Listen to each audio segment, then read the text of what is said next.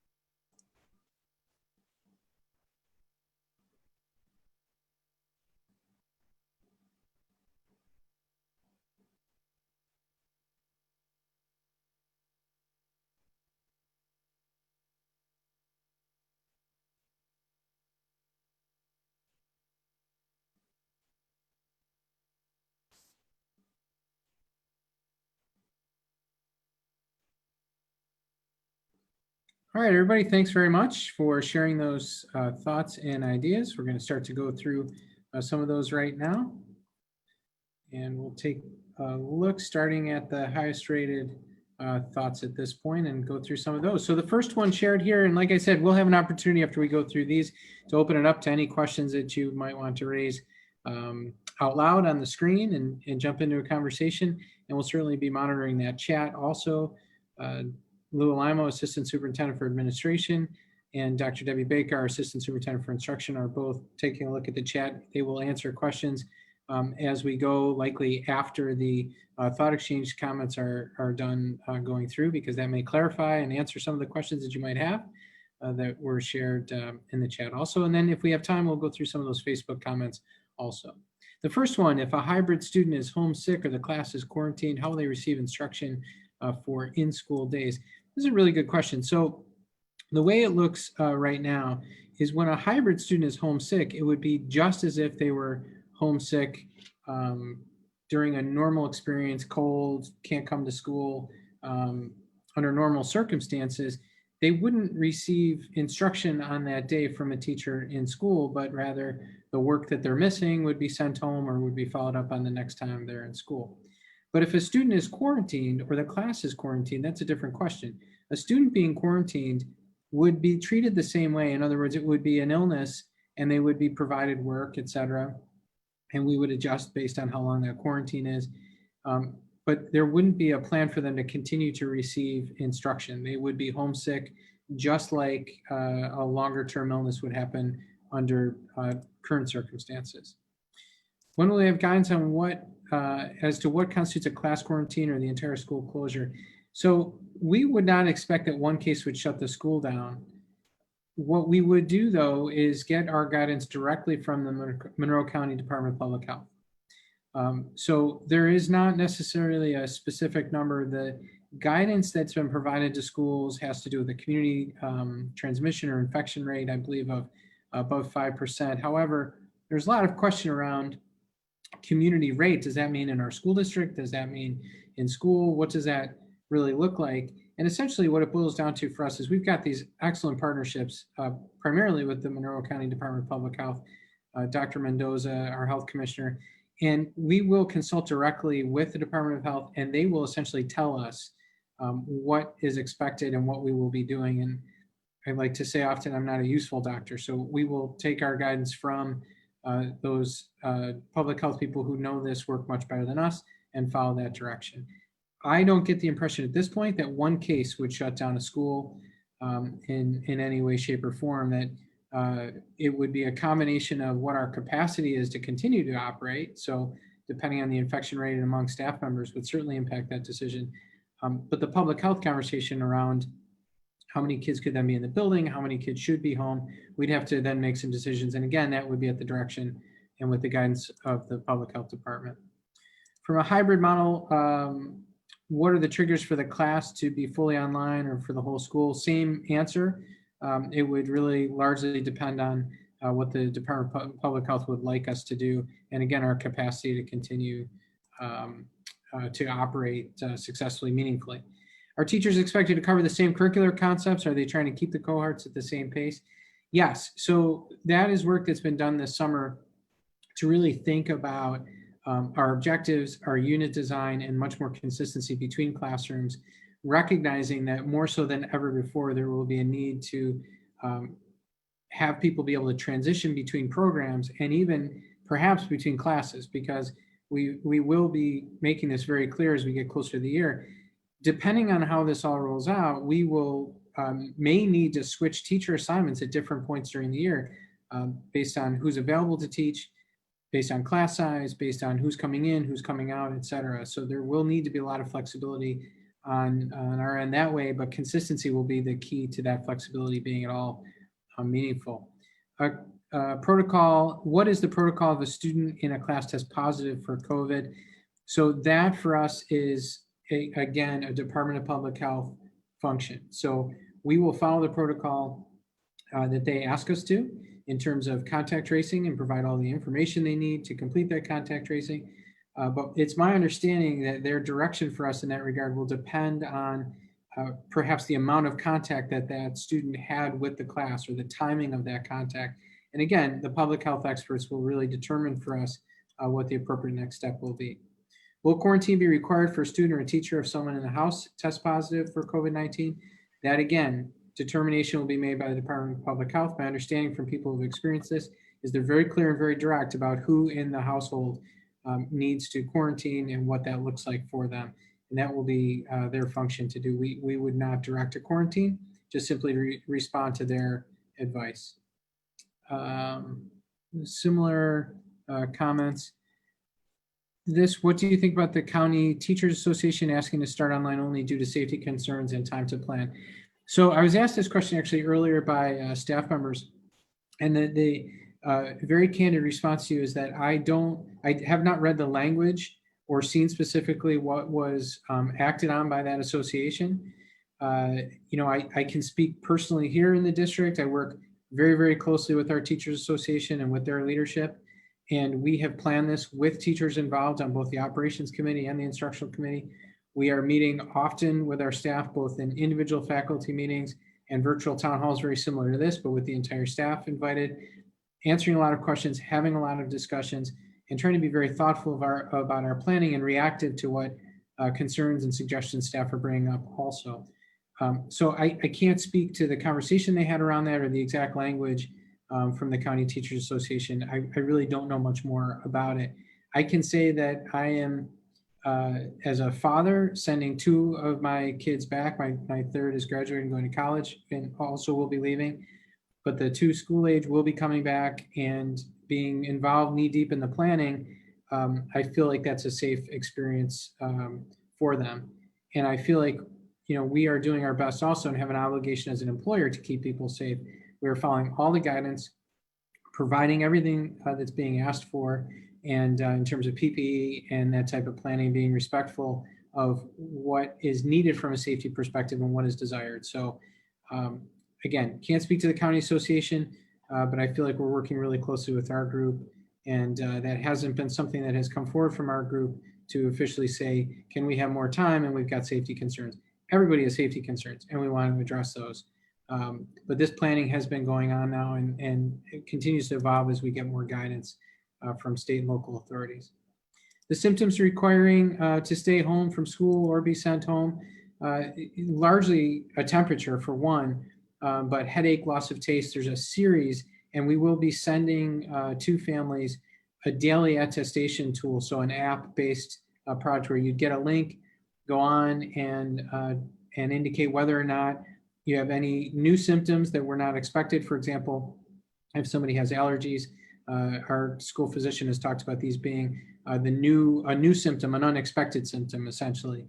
And then we also will be taking temperatures when our students and staff, all adults, come to school, coming through temperature scanners at 2 entryways at each of the buildings.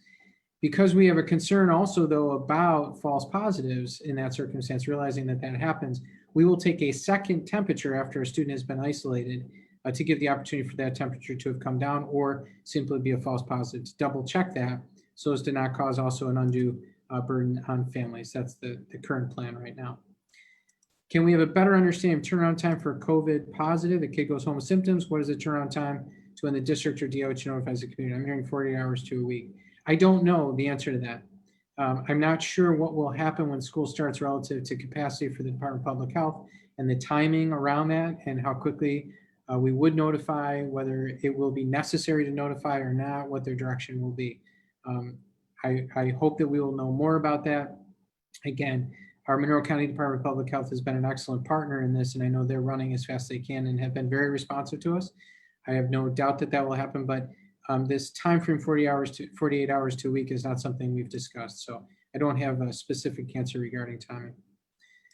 What happens if teachers don't want to teach in person? How are they feeling about the plan so far? Protocol in case of positive seems pretty different from what union requested. So our union has not requested a specific protocol. We've been informing them about what it has been. There's concerns certainly about all of this. And as I referenced a couple of minutes ago in my answer, there's certainly anxiety among everybody. And we're working through each of those with all of our staff members. Teachers can request, all staff members can request reasonable accommodation like you can in any workplace according to ADA rules. And so we are honoring those and processing those appropriately and have surveyed our staff initially as to what their interests might be, and then have now sent out a second request similar to what our families are completing in terms of their choices. Our teachers are not necessarily completing choices, but rather have a deadline to request reasonable accommodation. There also, though, will be people that are simply assigned virtual experiences or remote experiences based on what the needs are in our community. So we'll be aware of that also. Will there be opportunities to learn outside during warmer months? Fresh air is best. We certainly would welcome that. We do not have structures set up for that. If we are to erect a structure, for example, a tent structure, it actually has to be approved by the State Education Department, the Office of Facility Planning, believe it or not, any kind of structure like that. So we don't really have an opportunity to do that. However, if teachers are to take their kids outside, and we will encourage that, we certainly think that's a positive. Some buildings have very little space to be able to do that, Council Rock being one, as there's a significant amount of construction going on. But things are happening across the campus. For example, the high school allows for kids to move outside during the day, and we'll provide that as an opportunity for as long as we possibly can while the weather cooperates. So there certainly is we're paying attention to that. If your student is sick or have to quarantine, we'll take 3 weeks to transition to online. So this is really two different answers here. First of all, excuse me, as I was mentioning before, if your student is sick or they have to quarantine, it will be treated as an illness as it would be normally in the classroom. So they won't go right to an online program. However, if at that time you request, I'd like to move to the online program, my student's not going to come back even when the quarantine's over. We are saying there's a 3-week window before they can begin that online experience. Similar to, we are saying that people can't leave the hybrid program, can't leave the remote program and go to the hybrid until the 10-week mark, but we need that request by the 5-week mark. I will say that's different than other districts throughout the county that are requiring a commitment for the entire semester. We try to be more flexible in that, but the reason for the windows, both in the going to the remote or the going to hybrid from remote, is simply our own ability to schedule for that and manage those transitions. If we can make that a faster transition, we certainly will, but we are saying we will likely need a window to get that done. And we'd like people to really give that a chance if they want to make that transition. So we'll certainly be adjusting and thinking about that as we move along too. This comment, I've heard that Wednesday face-to-face teaching days, teachers have full autonomy as to how that time is used.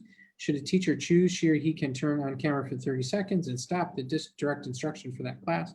There's no standard to which teachers have to adhere. How is this different from spring? Well, that's incorrect information.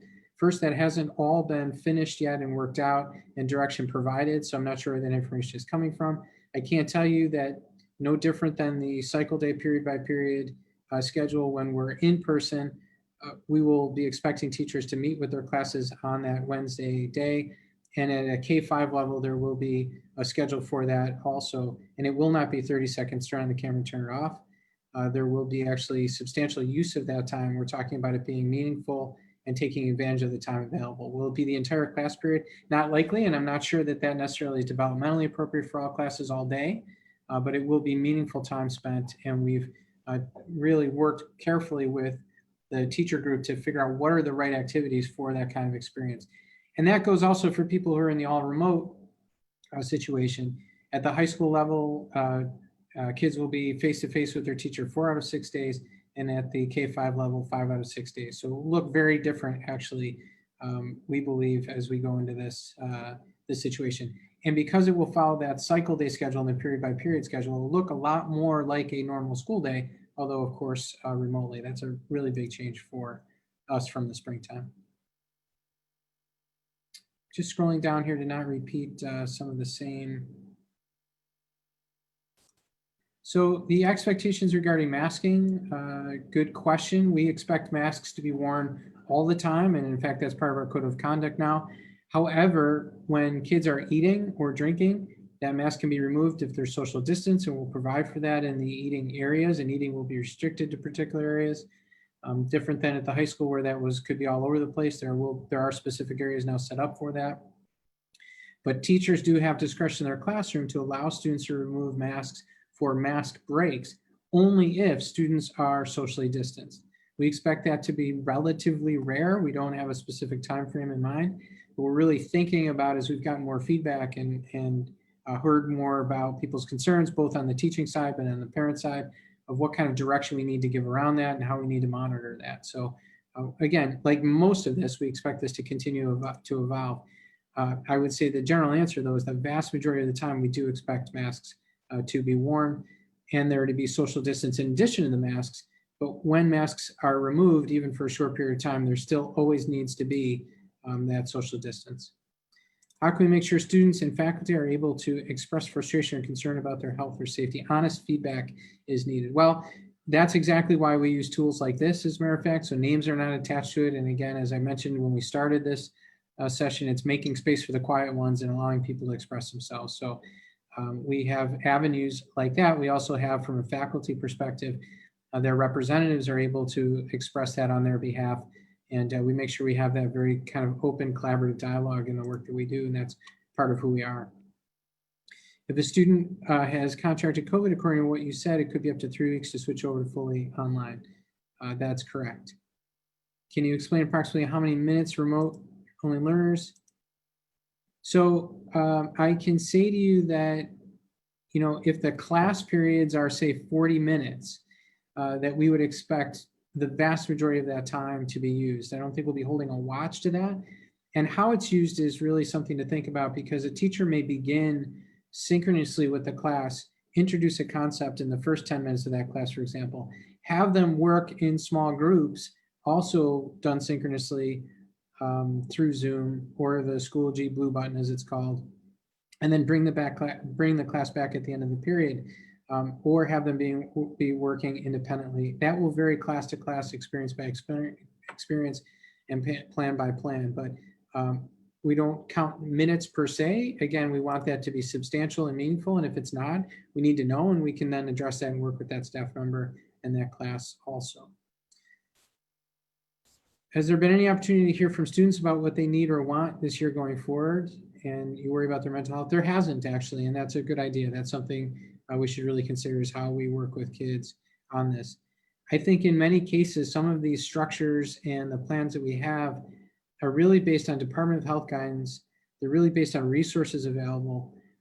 And I hesitate sometimes to ask questions and get answers that we cannot meet somebody's expectation. So in other words, if kids were to propose certain structures that simply can't be done based on our responsibility as adults, based on the health department guidance, whatever it may be, there tends to be, well, then why'd you even ask if you couldn't do that? And so we hesitate when some of these things are not really up for debate or discussion necessarily, or at the preference of students. That being said, relative to mental health, I think that's a really good point, and something we should be asking kids and talking to them about.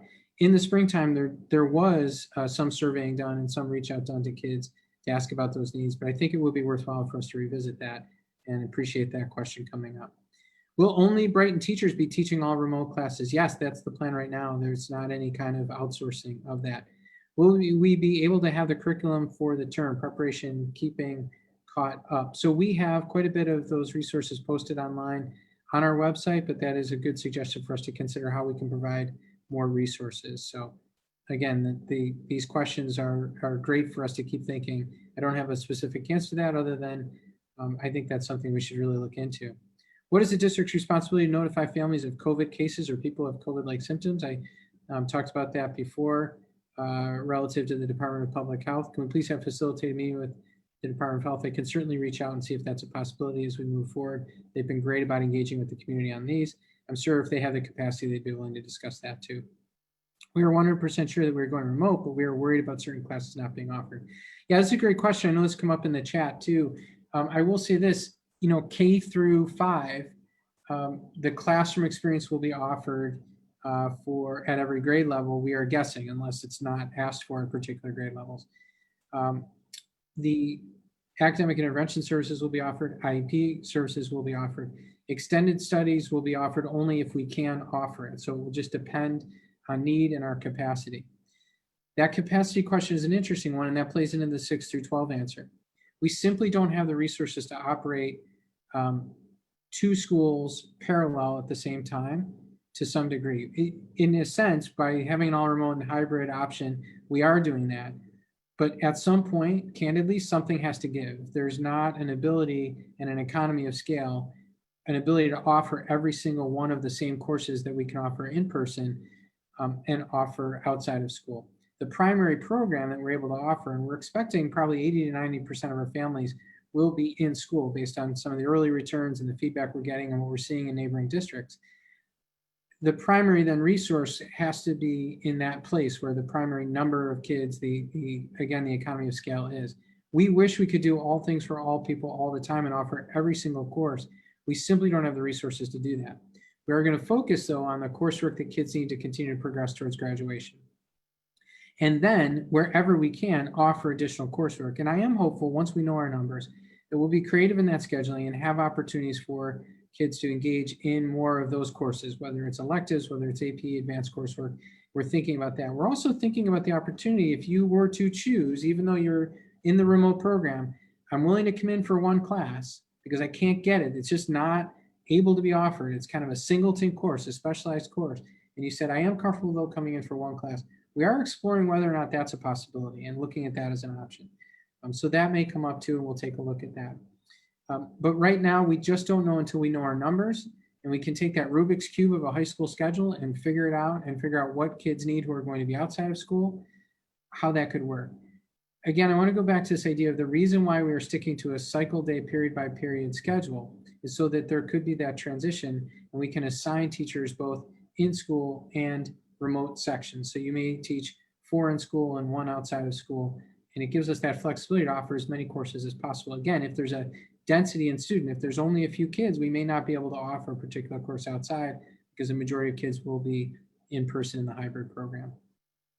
Why are kids with fevers walked through the school to the nurses area? What happens if parents fail to complete the assessment each morning? Well, we haven't determined where our isolation area is at this point, but we certainly will do that. We hope kids aren't coming to school with a fever in the first place, but we'll have to determine how to do that. We would also assume, one, they're keeping a social distance and walk through in a safe manner when they're not walking with other students, number one.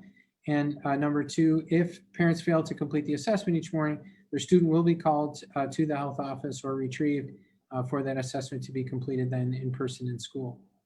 Why aren't there guidelines from Monroe County Health Department yet? It's hard to make best decisions. There are lots of guidelines, actually. I'm not sure what this question is referring to. Perhaps it's around whether there be quarantine, not quarantine, school shutdown or not. My belief is in my discussions with them is that's because it depends on many factors that are individualized to that situation. So in other words, how much contact did a child have with the class? How much contact did that teacher have with the class?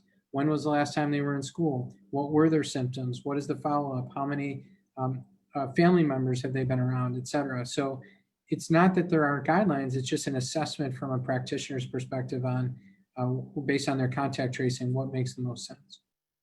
What adult support do you expect for students learning at home? How will that differ? FRES versus TCMS, Council Rock High School. So learning from home on the independent day is what I'm wondering if this person is getting at.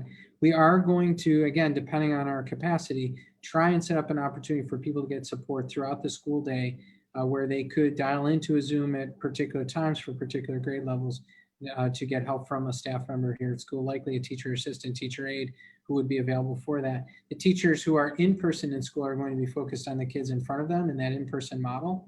But we're looking for ways that we can support kids when they are doing the independent continuous learning on those opposite days. So that's about a half hour of those. And again, a lot of the thoughts and comments are really helpful to us as we continue to think through this. And we will continue to review that exchange. And this is an opportunity to try and get at some of the highest density items first. I'm going to turn now to the chat and ask Debbie and Lou to kind of walk me through some of that. I'll stop sharing the screen here and let me know if there's other questions we can answer that we haven't already answered through the thought exchange. Sure, Kevin, I'll go ahead and get started. They are obviously flooding in. School hours, questions about before and after care and what can we expect about school hours? Yeah, so the school hours right now are relatively unchanged.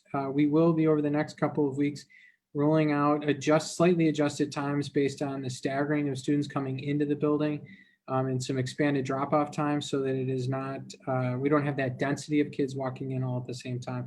But people can expect that the hours would look very similar to what they typically are.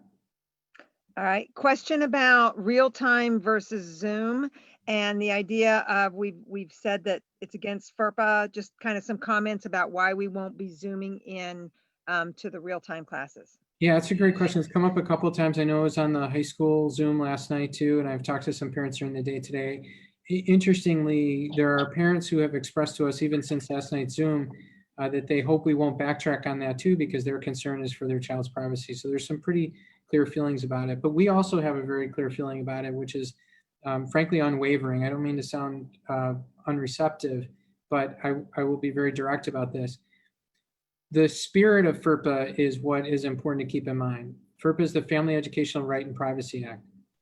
And similar to the spirit of the law in terms of how fast you drive down the street, I don't think people always stick right to the speed limit, but in fact, keep probably a relatively safe speed limit. And on the thruway, often are driving more than 65 miles an hour, yet comply with generally the spirit of not being a reckless driver. So the spirit of FERPA would be to protect the privacy of individual students and the student records that we have. And we take that very seriously in the sense that I'm just going to remind people it's helpful if you stay muted, because otherwise it's hard for people to hear the response. So I'll just click mute all here. But certainly unless you have a follow-up question or want to jump in. So the spirit of FERPA being we really strictly and strongly protect the privacy of our kids in our classroom. And we expand in our own minds and our own definition that right to privacy around an educational record to include what happens in the classroom as part of a child's record. In other words, what's happening in the classroom, the discussion of a child's progress, perhaps, a child's behavior in the classroom, interaction with the teacher that has something to do perhaps with their grade, with their progress, or with their behavior, all really, in a sense, could be a part in real time or in the future part of their educational record. The other piece to that is the notion that learning is about taking risks. Learning is about being in a safe place to be able to try and answer a question, work through a problem, and really dig in with a teacher in terms of your own thinking about something. To really feel free to take that risk, you need to feel like you can do that privately and that it's not done publicly. And so, again, could I give you a citation and a part of FERPA? Sure, if we spend an afternoon walk through it, I'm sure we could write a brief and send that out to people. I think people need to know, though, in all our interactions with families and kids, this is an important part of what we do K-12, keeping that work very much private for kids so they don't feel as though they're exposed in that way. And that enhances their opportunity to take a risk in the classroom. To have Zoom into the classroom while they are learning in person with that teacher would potentially violate that. We also know often people's behavior with that relative to recording what's happening is not always so positive. And at times, a children's response, their mistake in class, the things that they do in a moment of trying to figure something out at all different age levels, it's not something that people, I think, would like shared on social media. and that most of us, or many of us, or at least some portion of us, would not like necessarily our kids' interactions in that way shared very publicly, and it could go to places that are very hurtful, and we want to protect people from that. The other issue is a pedagogical one, which simply is to say that when these experiences are happening in person, the teacher really needs to be focused on that in-person instruction. And teaching in person versus teaching on Zoom is two very different things that is nearly impossible to match at the same time. In fact, we know some local higher ed people discouraging higher ed folks from doing both at the same time, that you're either Zoom or you're in person. You're not both, because the quality of the experience is going to suffer for either the people essentially watching on Zoom or the kids who are supposed to be getting that in-person instruction.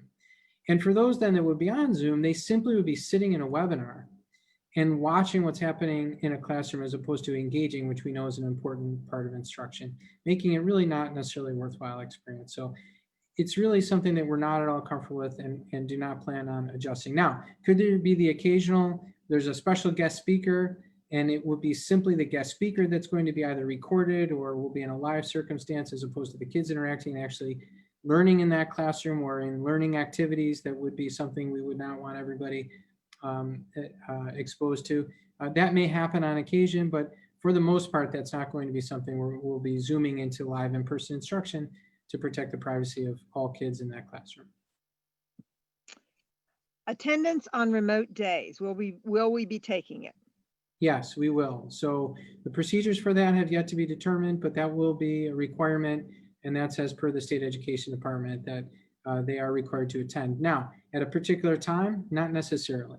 So that's what we're trying to work through right now, how that could look. And so for when you're learning in the hybrid independent or the hybrid continuous and you're at home, you know, we want to be sensitive to the fact that not everybody can do that work at a particular moment because they may be in a childcare situation that doesn't allow for that, and they may be doing that later. We want to be flexible in that time because people need that flexibility right now in their life because they're managing other things also.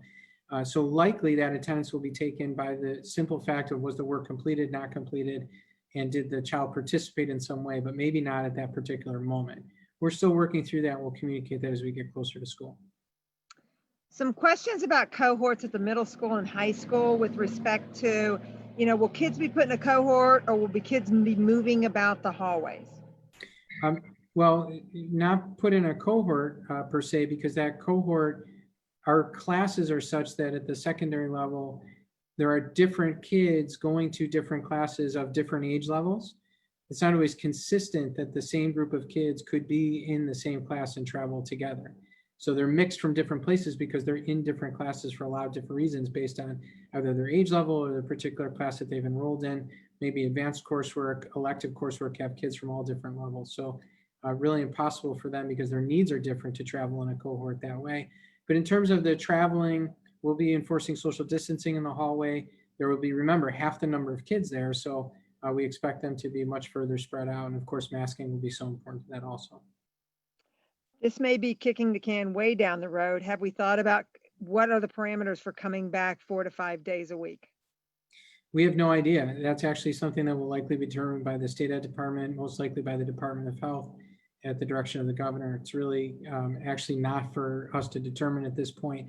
The only thing that could change it from our perspective, to kind of speak about it in a backwards design, maybe thought process, we knew that we couldn't have all of our kids here that many days because of the social distancing requirement, the space available, and the capacity for having the right number of adults to do that. So the only thing really in my mind that could change that is if that social distancing requirement was changed. If somehow you could have more people in the space and we assess that as something safe to do, then I guess perhaps that could change that model. I have not seen anybody even start to get close to that kind of conversation, so I don't anticipate that happening at all. Kevin, maybe you can expand on that. There was more discussion after that in the evolution of our safety committee discussions, working from the 5-day to the hybrid, and then the discussion on the masks and how we've tightened that up from where we started, trying to be responsive to the guidance that said provide frequent mask breaks. We've made it more restrictive and made it when you're at your personal learning spaces at the teacher discretion, and we're still considering tightening up there. If you could just comment on that. There was a lot of comment in the chat about requiring masks at all times when you're indoors. Yeah. So a couple different thoughts there, Lou. I'm glad you brought it up that way. The first of all, in terms of the safety planning, what I want people to understand is our first journey into this, one, the rule entirely along the way was what would be the safest for our school community and for our kids. But beyond that, then when we took the next level, we wanted kids here every day. How do we do that? How do we get all the kids here? And a lot of internal debate and discussion and angst and anxiety and gnashing of the teeth. How could we possibly do this? Schematics and measurements and the number of kids and what would it take and the number of adults and how do you do that?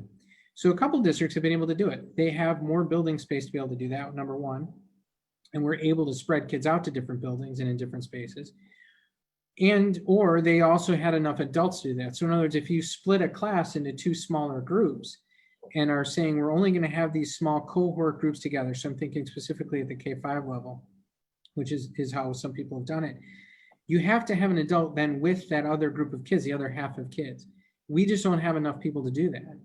And that was a big part of the problem. So you could technically start to essentially warehouse kids in spaces, in larger spaces, and have them sitting monitored by in one large space in smaller groups by less adults. But then you get to a point where you start to ask this question of then what kind of program is that? What are kids doing other than kind of sitting and waiting then for their teacher to come get them for the next small piece of instruction and then the next small piece, and a really disjointed approach to teaching and learning, which would, we really think, negatively impact their educational experience overall. And that devoted time in small groups, actually, by having half the kids there, will actually be a pretty powerful, meaningful experience when they're in person. So there's certainly a balance. But at the end of the day, it still came down to, we became very uncomfortable with whether or not, even in that amount, even with enough people, we could actually find the social distance to do that and still fulfill our obligation, our number one first priority, which is to keep people safe. And so that's really what, for us, turned the decision-making to, okay, we just can't do it. And we recognize the childcare issues that causes and the extreme frustration for people in that, but we simply couldn't do it and be safe in that experience. Likewise, we've taken all of this to say, how do we start with the most restrictive approach possible?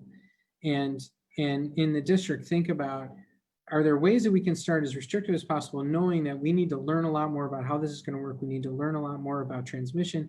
We need to really monitor and adjust along the way. And then where it's possible over time, we can make adjustments if it is possible, if we get the right public health guidance around that. And our experience is such that we can make some changes. So masking would be a good example of that. The guidance said, well, frequent mask breaks and you can do X, Y, and Z. And we decided, we don't feel great about that. We feel like we should have masks on all the time. But we should give discretion that there do need to be some mask breaks. That's reasonable, but that we want individual teachers to do that when kids are in their individual space 6 feet away, make sure we're very clear on that, and to do that very sparingly. So we continue to think about that. I know I mentioned this at the beginning. There's other people who have said to us, yeah, that's great, but that seems like teacher discretion, then somebody could just have it off the whole period because the teacher says, well, they're socially distanced. We're not comfortable with that either. And so we're thinking about, how do we adjust this over time to be really clear on what our direction is and make changes if needed. Question on, Kevin, are we going to be requiring teachers or students to have COVID testing prior to school starting? No, the Department of Health guidance does not provide for us to be able to do that. Does not require it. We could not require it. We could not deny an education based on that testing. There's nowhere where we have the opportunity to do that. And unless that changes from the Departments of Public Health, that is a public health issue that they would have to decide and direct us to do that. But currently, that's not what is being advised. Extracurriculars, can you talk a little bit about them? They largely won't be happening. There are, I want to say 5 or 6 clubs at the most at the secondary level that will start. And they will only start because they have relatively time-bound projects that they need to start to work on, planning that needs to happen, or they have something to do with things that will be happening remotely. So the best examples I can give you is the yearbook. That's a pretty time-bound situation where they need to start work on that right away for a quality product to be put out at the end of the year. The newspaper can be done electronically and has a particular set of deadlines, needs to get to work. They can do all those things remotely and they will be able to start. But it's a very small number. Link crew, because they have to do with the orientation, the mentoring of our newest students at the high school, that will be able to start. And student government, because they'll be planning events for the course of the year and likely looking at how to plan those events virtually, at least for the first half of the year, will be able to start. Beyond that, though, we are not starting. We may, as we approach October, reconsider those and take a look at that. Again, the same thinking of start very restrictive, and where we find an opportunity, start to dial that back. We really need to start the year very focused, though, on that instructional experience, that period by period experience, not having kids here after school. We will not have late transportation, and really be focused on that first. Put the first things first, and then hopefully we'll be able to expand that over time. Athletics right now, the state association is not allowing them to start until the end of September. I'd be really surprised if that doesn't continue to shift. We haven't heard anything else. I don't have any inside information, but I would guess that that will be some time before that starts as well. Do we have an anticipation of how many students will be hybrid versus remote? Great question. So what we're hearing, what I mentioned before was we're hearing around local districts, 10, 15% or so seems like the number. I'd be surprised if it's more than 20. I'd be surprised if it's less than 10. So probably somewhere in that range, I would think we'd be pretty similar. The early returns, we were at 13% requesting or going all remote as of yesterday. So we'll see how that evolves. Okay. Can we talk a little bit more about what bus transportation may look like? Sure. I'm glad Lou's on here. Lou, would you like to dig into that? Yeah, so at the K-5 level, we're going to schedule the buses 2 per row. So essentially 1 child per seat. We're going to be loading children back of the bus towards the front with organized dismissal. We're going to increase the number of attendants to the extent that we can, to the extent that we can recruit part-time folks to serve as monitors on the bus. Masks will be required on the bus. That is going to be a pretty hard rule for that. And then we'll make accommodations if there is medical exemptions, whether it's a second bus or something, but masks will be required on the bus. At the secondary level, we will have 2 per seat and 2 children, 2 students per row, again, with the same protocols from that piece of it.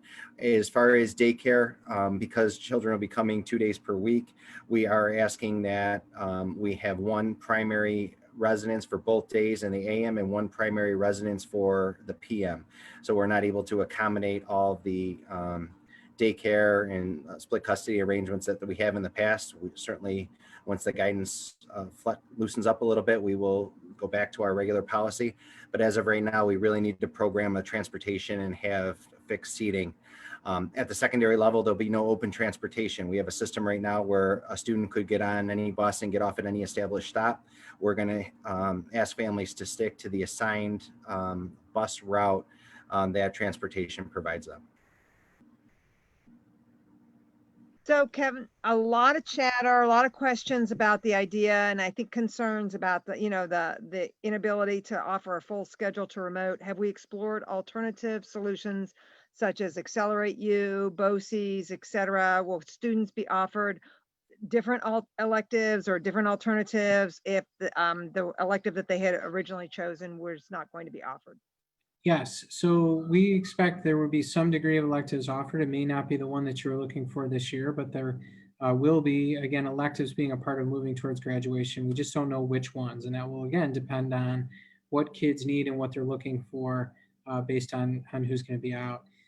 We have, I know districts have talked about the BOCES option. That's really not fully operational, up and running and complete at this point. We certainly will look at that as we get closer to school, and alternatives like Accelerate U would be something we would consider. We're not at that point yet. We'll have to take a look at what our need is before we look at anything else. And we've committed to Brighton teachers delivering that instruction, but certainly we'll be open to ideas and make adjustments as we get closer to school if need be. And again, if we have the resources to do that. Lunch plans, particularly I think at French Road, Council Rock. Yeah, great question. I'd ask Lou, can you also address that as well?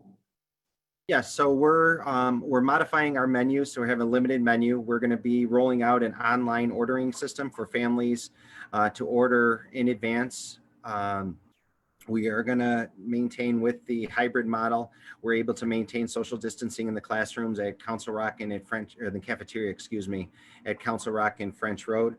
We'll have protocols going through the line. Many of the lunches will be pre-ordered. So we'll sort them one side by teacher. And then as the child comes through the line, it'll simply be grab and go with the lunch that they selected. That'll be pretty much be the same at the middle school as well. At the high school, because there's no defined lunch period, we'll still have the pre-ordering system with the online ordering. And Tom Hall and the building administration have designated eating spaces where students can socially distance, but the same grab and go procedures will happen at the high school as well. And for the days that are remote, we are going to have the community distribution that will be out of Brighton High School. Again, the pre-ordering, families can come up. We're looking at a text application similar to Domino's, where you would just text that you're here, we'd bring out the meal, and families can go. We'll be providing a transportation and delivery service for hardship cases, and we would ask families to contact the food service department for that. Kevin, there seems to be some confusion about like the remote Wednesdays and the fact that questions about, will there be live Zooms during that day? Maybe you can kind of clarify, you maybe already have what the expectations are for that day? Yeah, sure. I mean, we expect that day to look very similar. We haven't fully defined the schedule yet in terms of start and end time for that day, but very similar to when kids are in school and there will be the cycle day, and they will follow the period by period day. And at the K through 5 level, we expect essentially the day to start like it would in a normal day, calendar, community building type of activity, introduction of instruction, perhaps some small group work, some things for kids to do throughout the day, checking in again at some point during the day and probably again in the afternoon. So it won't be a 6-hour Zoom, but some modification of that at the K5 level, but at the 6-12 level, being a cycle day schedule. The exact number of minutes for those periods and what that day looks like, we're still working through, but I would expect it to be very similar to a regular school day, just the location being remote, of course. And I'm just trying to keep up here. I think I apologize if I'm inferring or extrapolating too much, but it's the idea that we've got, the hybrid model, we've got the fully remote model, and then some parents I think are asking about, what are some of the alternatives? And this is in reference to the conversation we had the other day about like pulling your kids out and like in a pod and potentially creating your own curriculum. What are the differences between those? Sure, well, I'll answer, and then ironically, the person asking me the question in terms of will probably more intelligently expand on this. But I would say to everybody that if people are looking for different alternatives, I'm going to answer in a way that sounds like I'm saying, hey, then great, go do your thing. I don't mean it that way. But if you do not opt for the all remote option through school or the hybrid option through school, those are the only two options that we're offering in terms of being then a student in school or out of school, but a registered student in the district. So if you choose to do something different, we absolutely support that. That's no problem. But then you would want to opt for homeschool. So the email that went out following the original survey was in response to some people asking us that question, like not understanding, well, if I am working in a pod, creating a pod, and we're hiring a teacher to come to my house every day, and I'm schooling them at home, what do I need to do? And our answer was, well, that you're welcome to do that if you're creating that, but if you're not accessing the all remote program or accessing the hybrid program, then you would be considered a homeschool student, and you can simply sign up to do that. Debbie can walk you through what that requires, the filing of a plan. There's a home instruction plan, but people are certainly welcome to do that and explore that as an option. But and if people are thinking about doing pods on their independent learning day in order to accomplish the work that's being sent home, assigned, the continuous learning from the classroom, they're certainly welcome to do that too. If people have decided to hire somebody and have that happen, but that really becomes an outside the district then activity and your choice to do that. Our responsibility would be to provide the material and the independent learning like we would for all students. I've heard of people hiring tutors, things like that. That's certainly up to you as a family if you choose to do that. Debbie, do you have a way to more smartly elaborate on that at all? I don't know about that. I mean, I certainly have fielded a few phone calls today. I think the biggest concern by parents who are considering this is, what do I teach my children? And so I would ask that you contact my office. We can certainly, it differs by grade level. And I can kind of point you in the right direction for how you might gain some resources to be able to do that. Kind of again, glancing through, are we working with daycare providers in the area to support remote learning or to support like a hybrid model? We haven't yet. Not that we wouldn't, but I'm not sure what that support would look like. But as they reach out, we certainly will. I will say the JCC has been in touch often and well, and is really working hard to develop a program so that they are providing support for kids when they're in that program on the independent days or on the Wednesday. And certainly, their staff has been in touch quite a bit, and we collaborate with them quite a bit. And I know that there will be other programs that will reach out and have that same type of collaboration, and we'll support that in every way we can. The last few comments really are talking about equity and the equity between the hybrid model and the remote learning model, and just kind of concerns over that. So I think it's really the very candid answers. We will do our best to offer everything that we possibly can in the all remote option. And it's simply a resource capacity and an ability to do that. And to match that with our responsibility for the kids also coming in the hybrid program. And, we've said we really do deeply respect everybody's choice in this. So this is not a, hey, then you're on your own if you're all remote. Sorry, we can't get everything for you. It's not meant to be that at all. It's simply, again, an economy of scale. And if there's a very small number of kids outside in the all remote program, we likely can't efficiently offer that course and offer it in the in-person model at the same time. And so we'll have to really weigh that and try and find more opportunities to offer as much as we possibly can. We will know better once we know what our numbers are. So after people reply and we have a sense after Monday night, and we've really tried to think creatively about different opportunities for kids and how to do that. So we'll continue that effort. So Kevin, this next one is, and again, I'm kind of inferring that this is what's being asked. And so the question is really around, if my child, they're on a trajectory in particular with accelerated math, if we're not able to offer the accelerated math in a fully remote program, what's going to happen to them the following year? And before I just open that up, I want to say I did have an opportunity today to talk with several math teachers who felt confident that if that was the case, to the best of our ability, when we go back fully, we would be able to put that child back onto their trajectory with perhaps, some back work or, a little bit of foundational work that needs to happen. Yeah, so I think that you've answered the question better than I. That is it. We would like to keep kids on track as much as possible and try and accommodate for that along the way.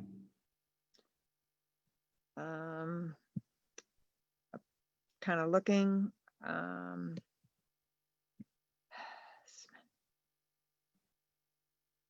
I'm reading, so I don't know if people want to ask questions out loud, or if you want to give them a chance. But there's apparently the boss, Bruce Springsteen, is in for us. So, Bruce, I see you're saying it's disrespectful. I'm not ignoring anybody. So I would ask what guidance you're asking for on the remote days when parents work. I'm not sure what exactly you're asking for beyond what I've already said. So if you wouldn't mind either elaborating, or if you want to speak up now, it might be a good opportunity to do that. You can go ahead and unmute yourself and ask the question if you'd like.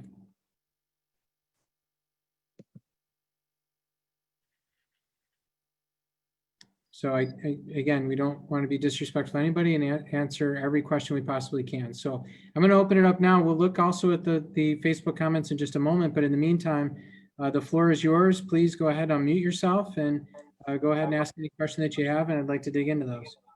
Hi, this is Lenora, and I have a question. My son is a senior this year. Well, he'll become a senior, and he missed, his 11th grade Regents exams. What happens in cases like that where the students were supposed to be taking Regents classes or exams, and then they missed them? They didn't have the schedule. So how's that going to work? Yeah, great question. So they were provided with essentially they passed the course if they had academically passed the course of the year, but the Regents exam is not a requirement, and we're given a pass on that. So they would continue to progress and get credit for that course, assuming they passed the coursework, so that their grade throughout the year was passing. Okay, sounds good. Thank you. You bet. Other questions? Yes, I have a question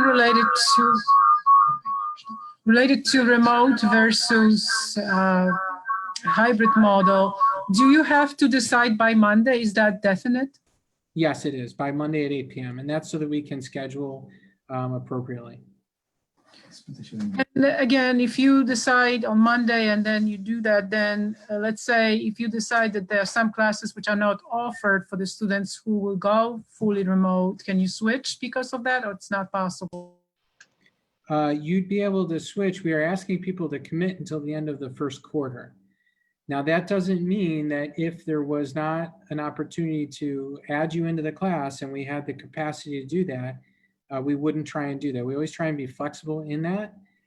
But currently the system is set up that you would indicate by 5 weeks so that we could schedule at the 10-week mark. And again, that's different than the other districts who are requiring a full semester before any changes. A follow-up question about that. If you choose the full remote in advance of having all of the information and you do not get a dedicated teacher to teach a class, you have to wait the 5 weeks, ultimately the 10 weeks before you're able to go back in? That's correct. However, I want to repeat this. If it is possible for us to do that, if we have the ability to put somebody into a schedule at that point, we certainly would want to make that adjustment. But yes, that is correct. That's why we're asking for people to commit now. Is there going to be some more forthcoming information about the remote program so we can make an informed decision by Monday? What other information would you like? Which other classes can be offered? I guess so. I'd really like to know if there's going to be, a standard cohort with a dedicated teacher. Is this at the 6-12 level or at the K-5 No, level? this is a K-5 level. So you say a standard cohort with a dedicated teacher. So do you mean, for example, a 3rd grade teacher committed to just the kids who are all remote? Yes. That's exactly what it will be. So if you opt for all remote, the plan would be for us to be offering them 3rd grade all remote for those who need it. With an assigned teacher? Yes, with an all remote teacher. Now, for high school level, how this is going to look if we decide to do remote? Would you have designated teachers for each core subjects or no? So it could be that a teacher would be assigned, for example, say it's a global studies teacher that typically teaches 5 sections of global study in person under normal circumstances. Well, they likely would be assigned, depending on need, perhaps 4 sections in person and one section hybrid. It could be that depending on the reasonable accommodations we need to provide to staff members and student demand, that one member of a department, maybe a math department, might teach all 5 of the courses that are being offered remotely because we have that availability. So it is going to depend on a match between what's available in terms of staff and who is able to or who needs to be out. Also, who we can assign to be out and who's available to do that, and then what student need is. I have a question about air quality. Great. I hear a lot about how there's double filters, a lot of fresh air is coming into the school, but I haven't heard anything about what happens to the existing air. I mean, there's a lot of talk about you got to clear out that air. Yeah, it's a great question. I'm going to ask Lou to jump into that. We did have an engineer on an earlier conversation of the fact. I know some of you thought there would be one on tonight, but the engineers provided quite a bit of feedback for us from an independent engineering firm also that does work with the district. And we've got a lot of state ed guidance around that. Lou, can you speak to that, please, for everyone? I can't speak to necessarily the technical. The engineer will be on the Monday meeting for sure. I could not secure one for the 7 o'clock, so he could answer more technically. So I guess I'll have to defer that question. If you want to email me, I'll provide a written response and then we can put it on our FAQ. I don't want to misspeak in this, but there are complex inflow and outflow systems, the airflow systems. I can say generally, Tina, and then Lou will probably jump through the screen and tell me to stop saying generally, but that fresh air is replaced in our classrooms. And one of the questions that's been asked and asked by staff members is, I don't understand if there's this conversation about malls and these MERV filters, why that's not applying to schools. The reality is the air quality standards for schools and the replacement of fresh air in classrooms being regular and constant, where we're pulling fresh air in, was already at a standard above what those gathering spaces like malls were complying with. And so the Office of Facility Planning through the State Ed Department is what we have to comply to, and that was already a higher standard in terms of fresh air quality. And we're complying with everything that the State Department of Health, but also the State Education Department has required of schools in that regard. But certainly if you would like more technical, if you email Lou, we can get that out to you and we'll add it to our FAQ. And at 5 o'clock on Monday, that engineer will be available also. Kevin, this is one from Bruce Springsteen, but I'm guessing he probably expresses the concern of some of our K-5. And it's that their children will be going, or his child will be going to daycare on the off days. And in particular, he's asking about Wednesday, the all remote day. If the child is not able to log in during that day because the child's at daycare and the daycare is not providing an opportunity for that, what will happen? Will the child be counted absent? Will the child be behind? How will that work? Yeah, so this is a great question. I would expect, and we'll clearly lay out what the procedures are, but I would expect that attendance necessarily won't be logging in, but rather working on the continuous learning that's assigned, or the opportunity to log in, if it is an electronic format, for the family to be able to log in later. So it wouldn't be at a defined time, that if you don't log in at this time, so that could be in the evening when kids are completing the work, or at some point when it's most convenient for the family. We're trying to be really flexible in that. The state will require us to track attendance in some way, but we need to find a system that makes sense for families too, considering all those variables. Another series of questions that's coming in, and with your permission, Kevin, I'll jump in on here. It's about the accelerated math. If accelerated math is truly just the next grade level, why can't my child be put in the next grade level? I think that's a really interesting idea that I'd like to explore more with our math team to see if that might be a viable option, again, in kind of thinking about our courses. I do know in accelerated math, it isn't just the next grade level content, but rather because you're dealing with a population of children who are very, math, have a math acumen, then, the depthness at which the teachers are able to teach certainly is a little bit different. But, if that's something that we could explore, I think that might be a viable, something that we would want to explore. Okay. I have a question. Yeah. Yeah, I'm unmuted.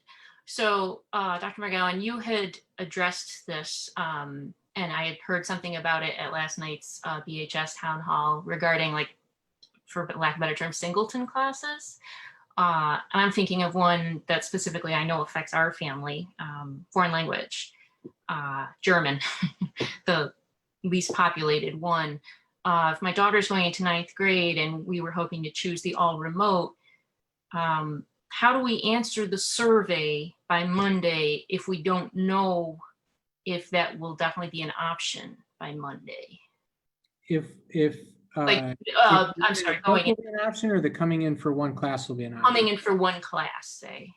So currently, officially, it's not an option, but we're looking at and open to the idea of doing that. So I think simply what you'd want to do is say, we're going to be all remote, and email Dr. Hall and let him know. And I know you've expressed that to him, and he actually spoke to me about that today. So I think, you're really going to have to make a decision. We won't know whether we can make that available or not until we see what our numbers look like and how that schedule pans out. But we're definitely open to that idea, Heather. Okay. All right. Thanks. Yep. Any other questions, Debbie, in the chat? Hi. Hi. Yes. So are AP courses being offered for remote learning? If we can, they will be, but in all likelihood, AP courses will be difficult to schedule in the remote environment.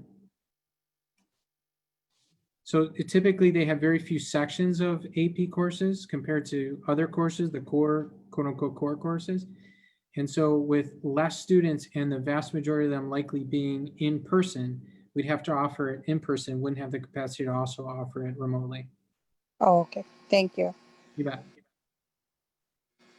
Dr. McGowan, thank you for all the planning the school district has done.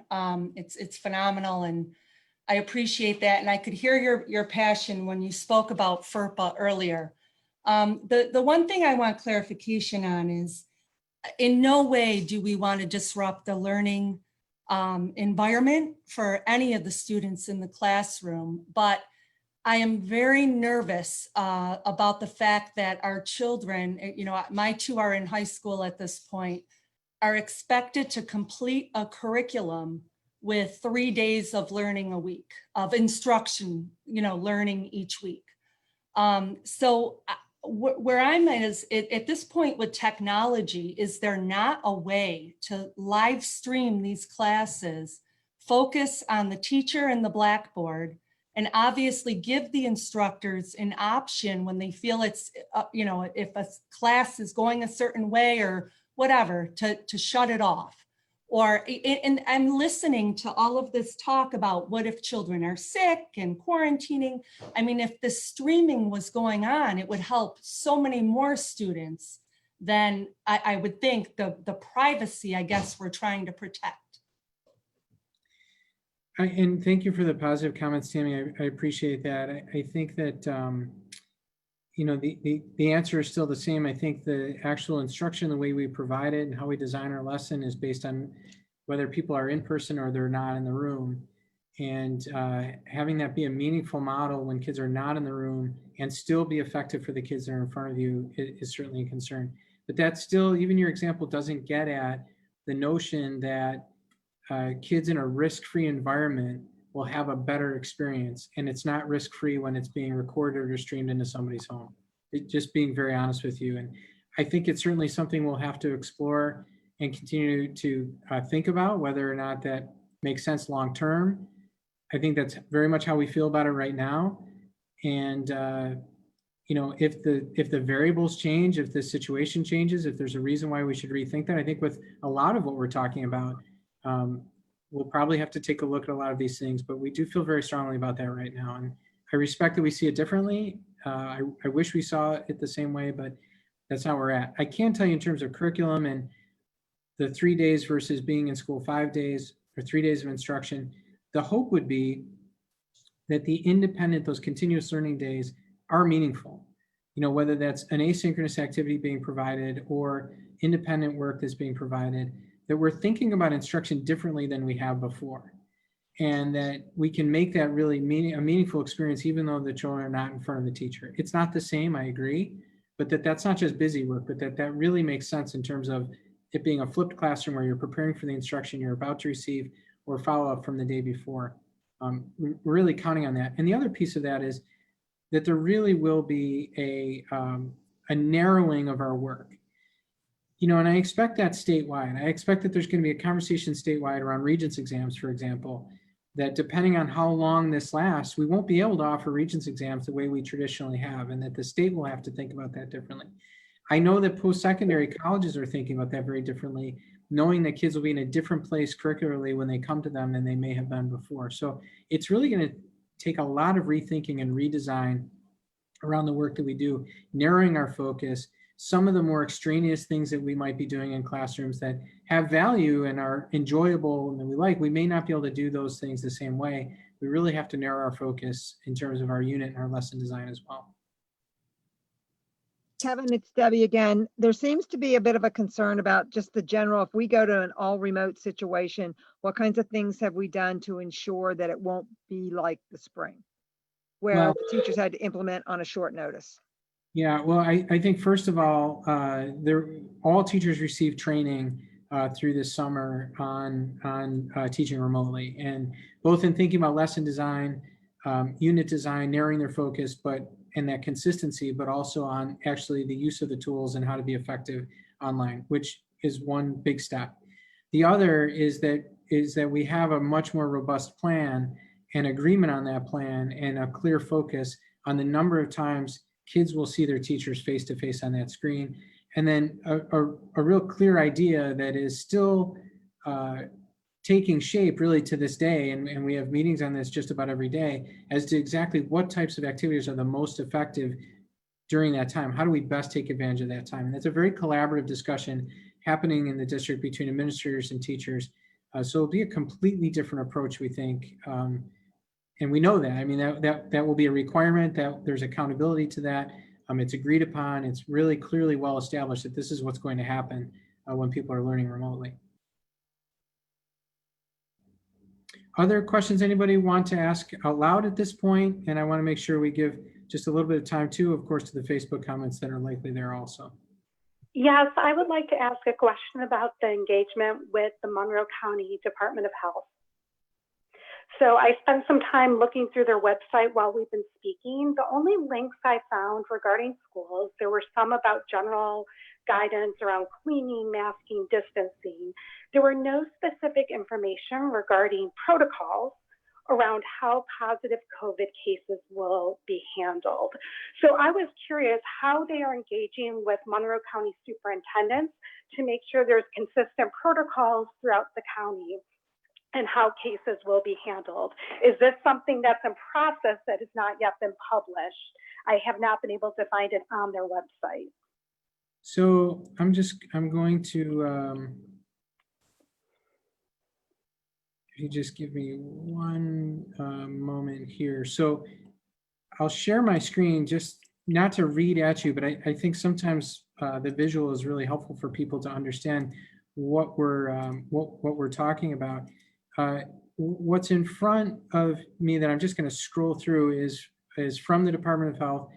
And this is as of about a week ago, but we get these quite regularly and received another one on Monday to give us the clear direction in terms of what should be happening. So temperature checks, reporting to school, our notification, for example. So this would be a good example of what I'm getting at. Schools must notify the state and local health departments immediately upon learning of a positive COVID-19 test among students, faculty, staff, or visitors. Schools must cooperate with contact tracing, isolation, and quarantine efforts.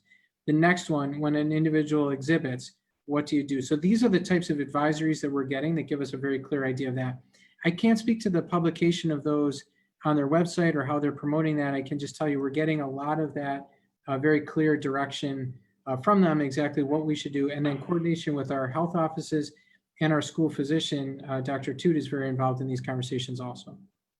Yes, I guess some follow-up to that, where I'm seeing perhaps a lack of a link is Monroe County is saying to the superintendents, reach out to the Monroe County Department of Health if a case is detected. We will follow up with quarantine, et cetera, procedures. But then what direction will Monroe County give to the superintendents of how that needs to be handled in the actual classrooms and school buildings? Oh, great. So great question. Okay, so the clarification would be they have asked us to provide 24/7 access in terms of contact information. So they will call us directly to tell us exactly what to do. And you should know, again, they are meeting with the entire group of superintendents on a weekly basis. And that's been an important part of this process too. I just want to make sure I'm pointing out because of that partnership. But they will contact us immediately, directly, and then tell us exactly what we should be doing next. I'm inferring that that guidance is under development on their side because it doesn't sound like they've given specific details to the superintendents.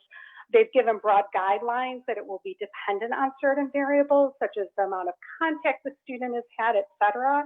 But it doesn't sound like it's actual specific guidelines of how that would be handled in a classroom or building.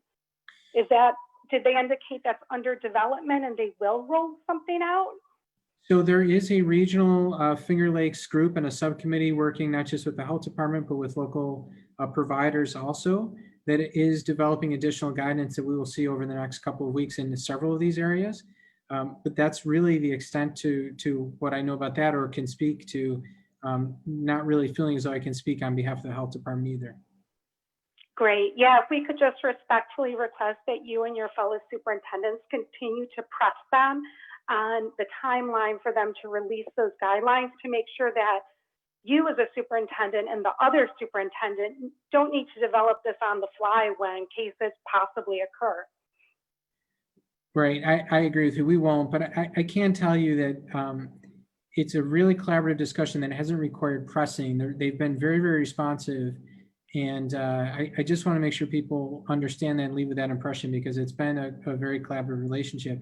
I can also tell you that part of this is, and again, I joke I'm not a useful doctor, the epidemiological perspective on this and the study, the contact tracing and understanding each of these seems to be very individualized based on the situation, the amount of contact, the duration of contact, et cetera. So I do understand why there is some variability in that and individualization, but yes, we will continue to ask for and collaborate in the development of that guidance. Thank you, Dr. McGowan. You bet. Dr. McGowan, I have a question about the younger students with masking. Go right on. In what ways is the district planning to help support students who are struggling with mask wearing? Or how would approaching students who are struggling? So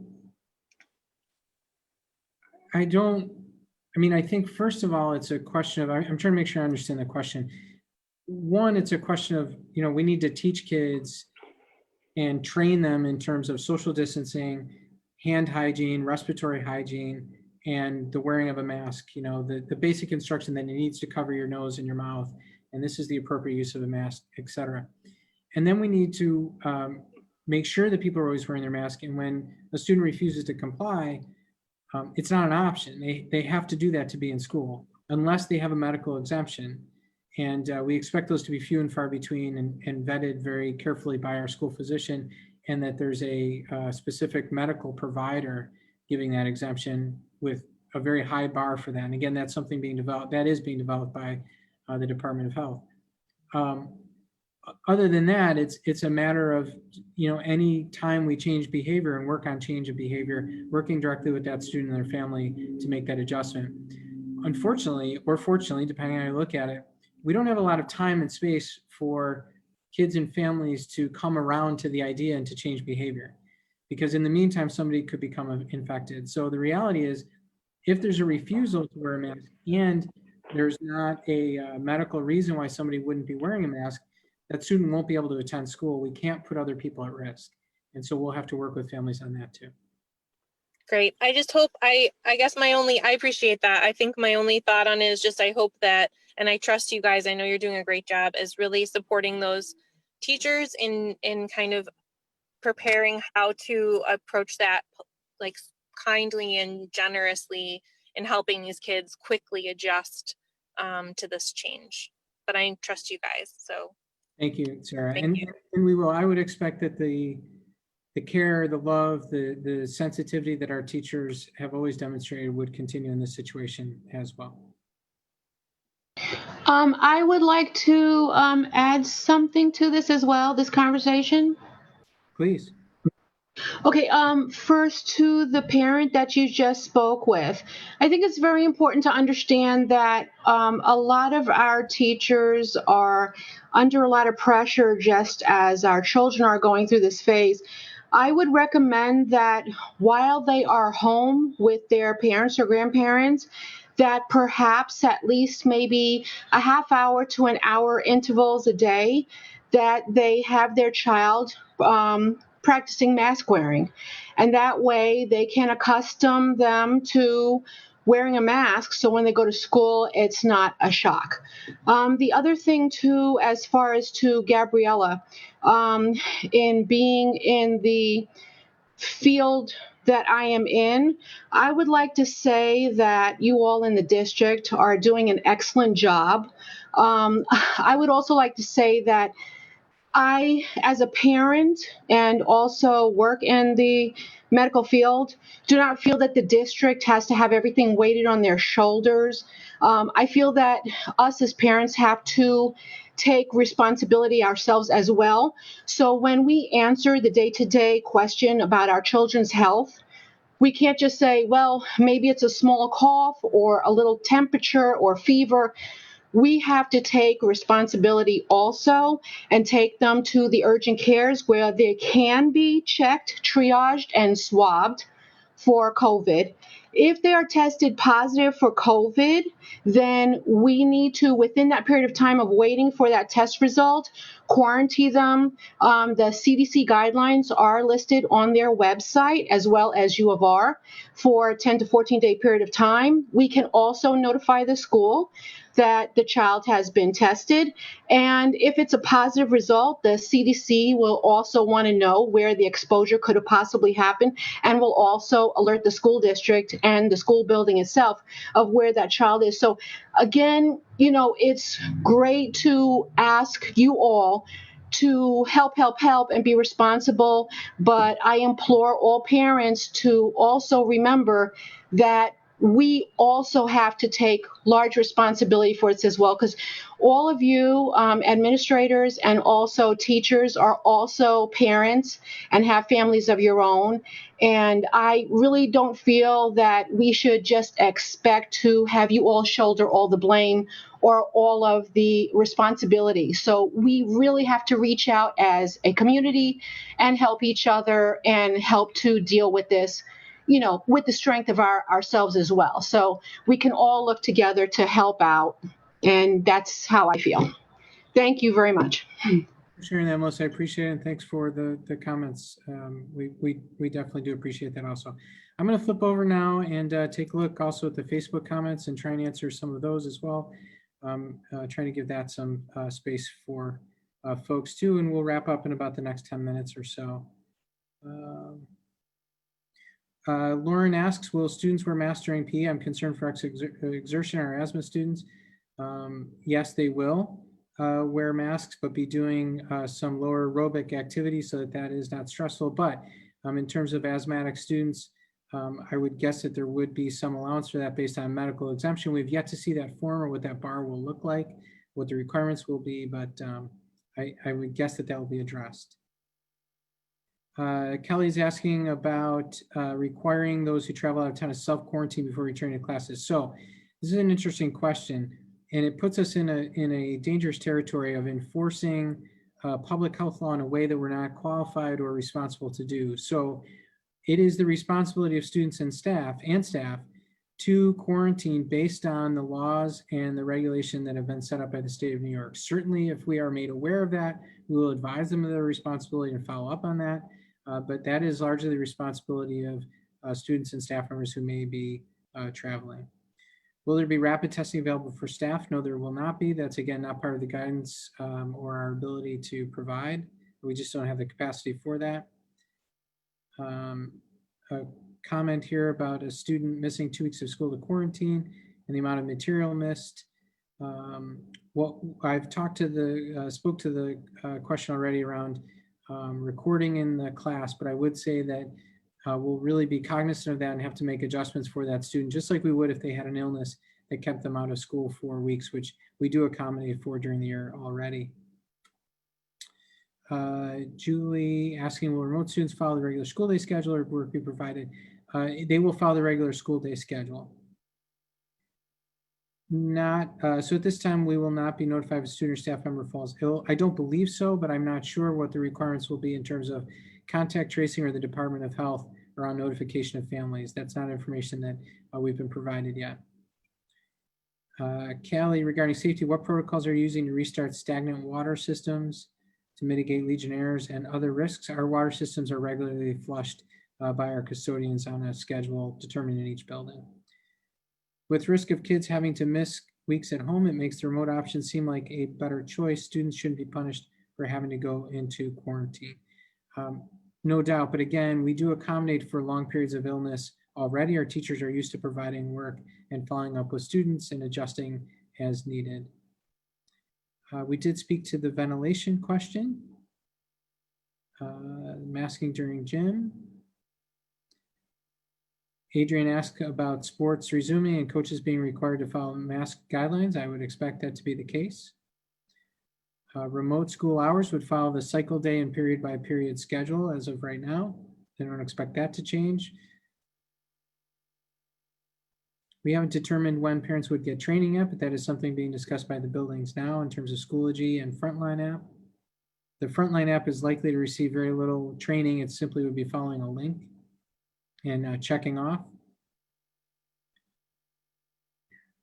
Shana, we don't have yet guidance on what that notification would be. There certainly is a significant stigma to this type of notification. We want to make sure we are following whatever the public health department advises, which is what we will do. Again, the notifications for lice and strep are all established by guidelines, regulation, and we're told that's exactly what we should do by the Department of Health. And that language is the State Department of Health requires that. We would follow the same direction from the Monroe County Department of Public Health in that case. Okay. Yes, Elizabeth, the high school Zoom was recorded and will be distributed by the high school. Dr. Hall will put that out. Will students told to quarantine actively be prevented from school attendance during quarantine? If somebody is required to quarantine and we know about that, we would not allow them to attend school. I addressed the plan for remote learning if schools close, which would, the plan for remote learning if schools close would look like the plan for remote learning for those who are going to be attending that. We would just simply transition everybody to that plan. Yes, we will be offering staggered times and send that out to people. Great idea, Talia, in terms of future meetings with just parents of remote learners. As we have a better idea of what that's going to look like, we certainly can think about how to plan for that. Yes, Kelly, there is a plan. We will provide masks if they are needed and can't be provided by the family. We have no idea, Elizabeth, around high school sports. That's all yet to be determined. And again, the state association and the local section will determine quite a bit of that, but we don't know any of that information yet.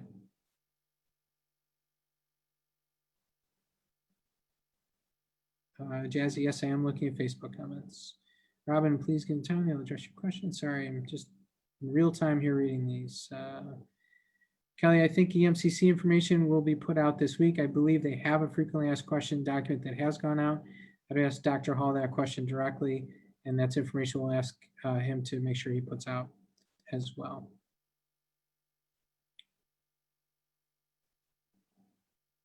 Kelly, in terms of GED, I would reach out to your child's counselor or directly to Dr. Hall, and he can put you in touch. And there we go. Thanks, Dan Goldman, for jumping in. EMCC classes will be hybrid, similar to BCSD, and that we are working to synchronize those programs as well and the timing of that. I see Dan's answered a bunch of these, which is great.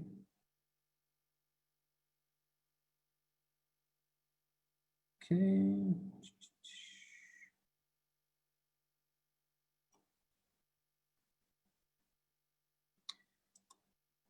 Can't, it's a long comment here about shutting down. So I'd have to really go through and read that, which, you know, in a time when I can read that entire long comment and respond to that.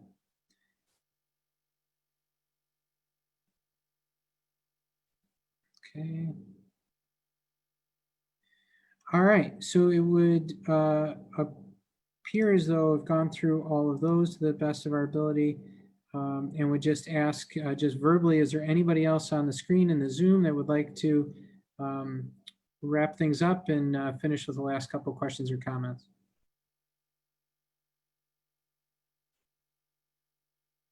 Nobody wants to be the last question in a grad class before everybody goes home. So I would say thank you very much to folks. Please continue to ask the questions because it will help us in our thinking. The recording will be sent out in our next communication. I know somebody's asking that. We'll get that out to people and we'll keep answering as many questions as we can. Hopefully you can come back, tune in again next Monday, and we can clarify items that may be still a question for you.